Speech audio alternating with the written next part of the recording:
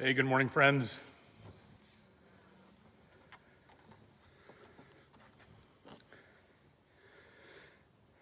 A little Christmas tree coffee this morning. Good morning to you.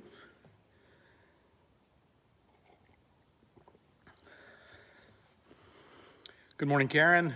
Glad you're here. Hope everything is going well. Everybody's healing up. Good morning.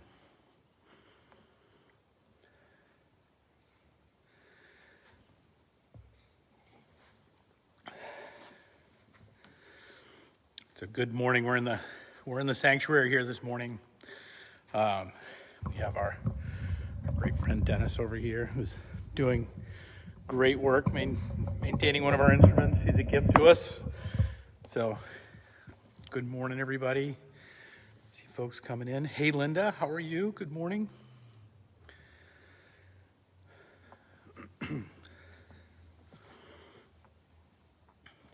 How are you, friends? How are you? How are you?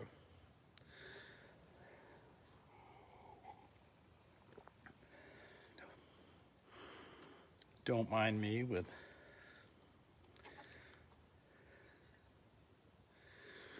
good morning, John. Kind of noisy here. Just got last 20 ornaments. Very nice. I'm glad you're in the business of Christmas cheer. That is beautiful. Good morning, Donna. How are you? Glad to see everybody. We'll get going here in just a second. See a few more people coming in. Hey, Sharon. Glad you're here.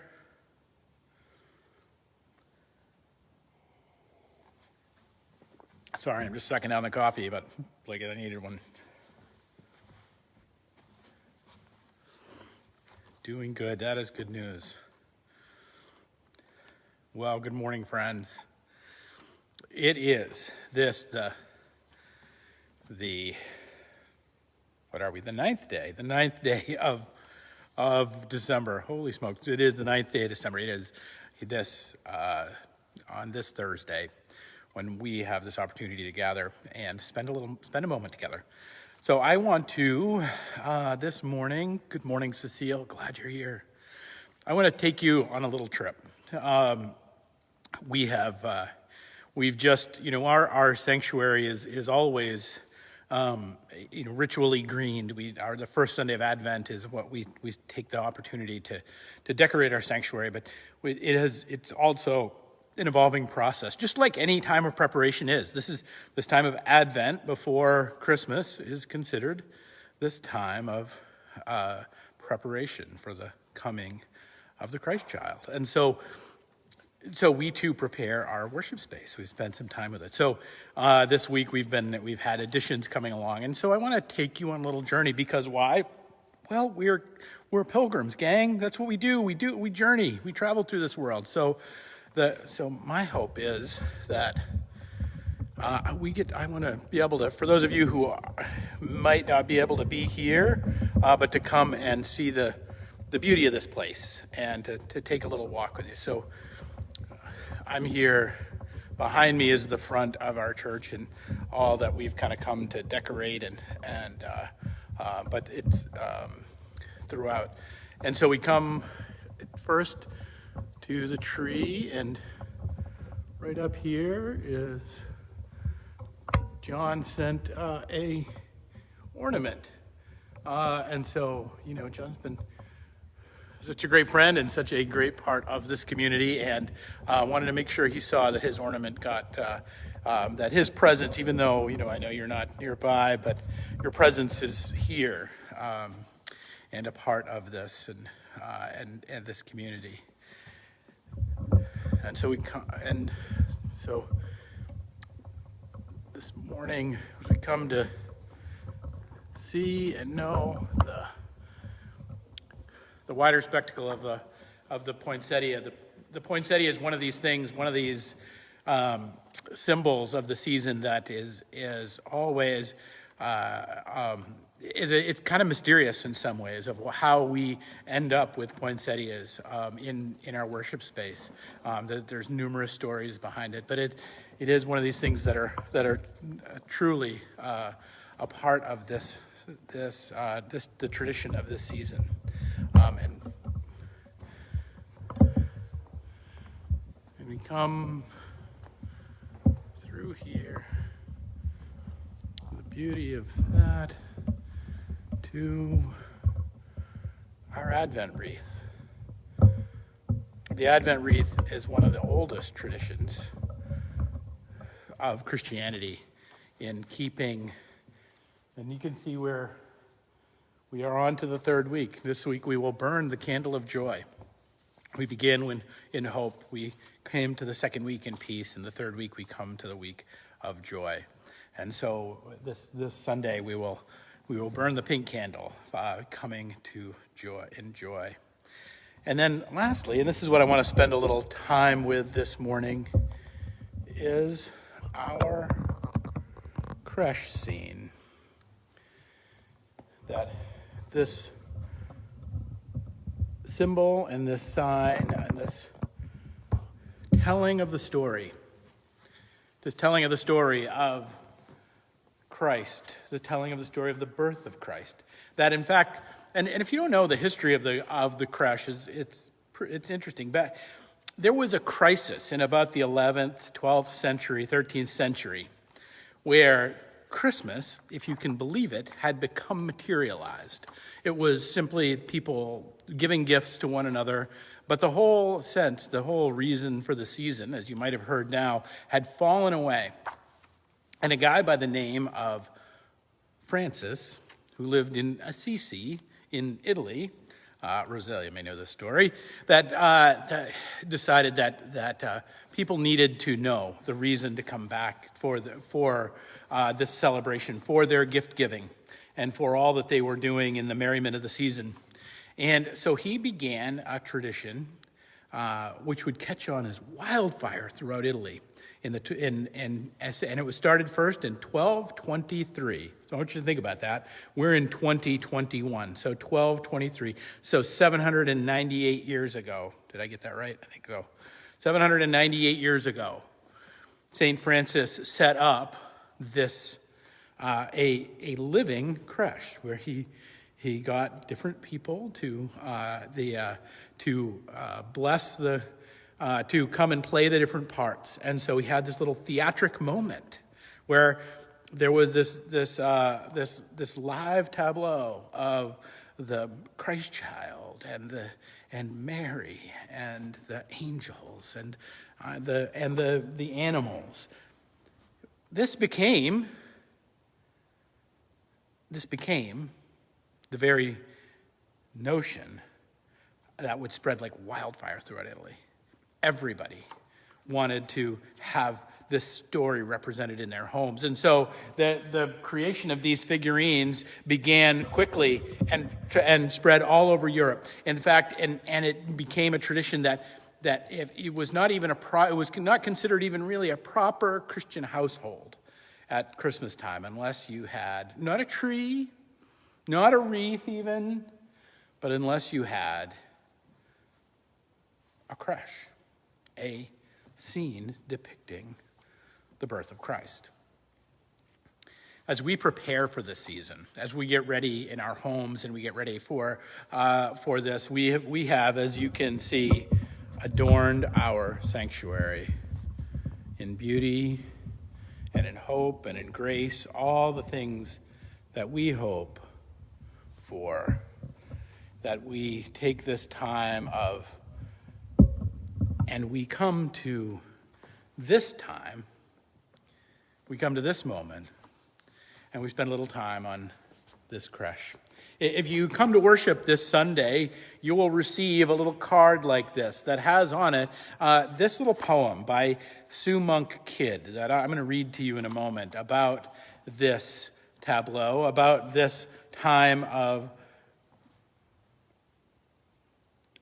watching and waiting and telling the story of the birth of Jesus in nativity in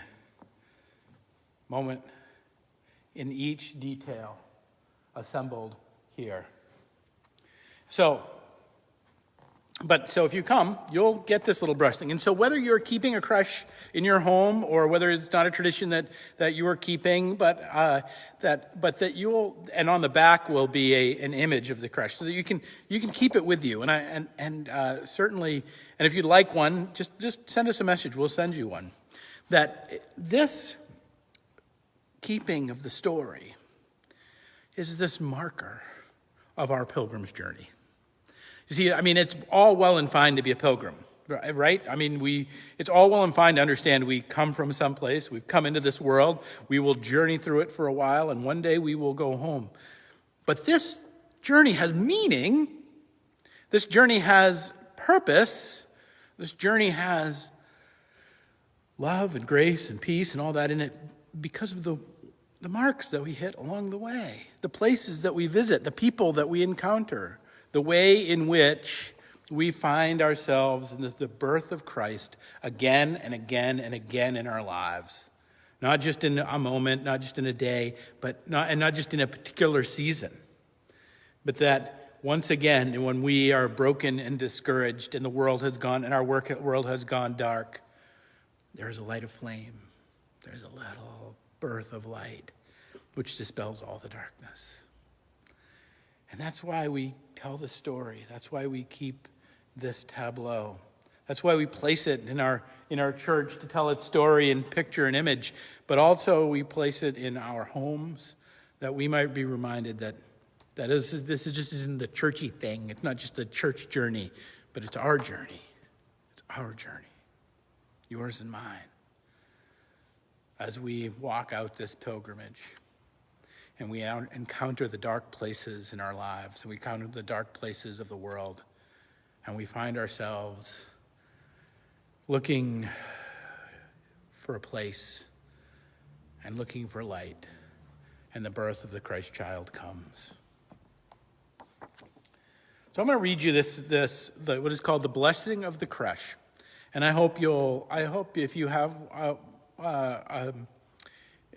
a creche in your home, you'll set it up and perhaps hear these words over it. But if not, then you'll come and experience this. But even if not, just hear it now. Hear it not just as a device used 800 years ago by St. Francis to encourage people to remember the reason for the season. Or a time that 2,000 years ago this little child was born into the world. That remember it as a time that right here and right now in the darkness, in this time when we are, getting up in the dark and going and coming home in the dark, and that everything, the sun is always in our eyes because it's so low on the horizon. In this time when darkness seems to creep around, in this time when maybe nothing seems to be going right in the world, that the spark of one Christ child, the spark of one light, dispels all darkness. Hear this blessing. It is time, Lord, time to take the holy drama from this cardboard box and set it beneath the tree. As I blow away the dust, may this little creche come to life in our home and bestow its secret blessings. Bless this wooden stable, Lord, this lowly abode of cows and donkeys. May it keep me humble this Christmas. Bless this tiny star beaming at the top. May it light my eyes with the wonder of your caring. Bless the little angel. May her song flower through our house and fill it with smiles. Bless this caring shepherd and the small lamb cradled over his shoulders. May it whisper of your caring embrace of my life. Bless these wise men bearing splendid gifts. May they inspire me to lay my shining best at your feet. Bless this earthly father in his simple robe. May he remind me of all you have entrusted to my care. Bless this virgin mother. May she teach me patience as I tend to my own little ones. And bless this baby nestled in the hay.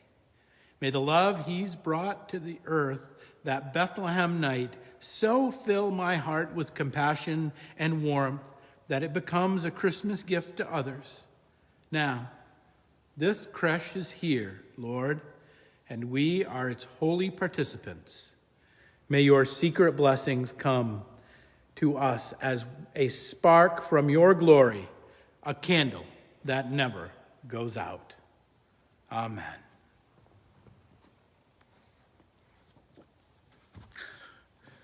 Well, my holy participants, I hope that you hear yourself on the way.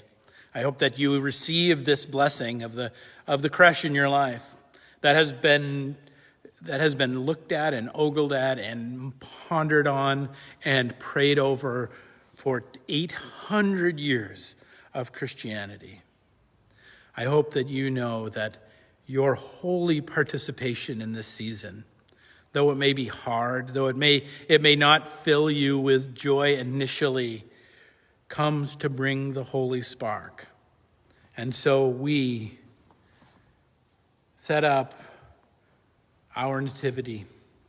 We hold our place that even in the darkness, we know that your spark of glory will come. All right, friends, that's my hope for you today and my hope for you this week. Please do come and be a part of the creche blessing this Sunday. And if you'd like to receive one yourself, that is terrific. You can come in and take a little closer look at these guys.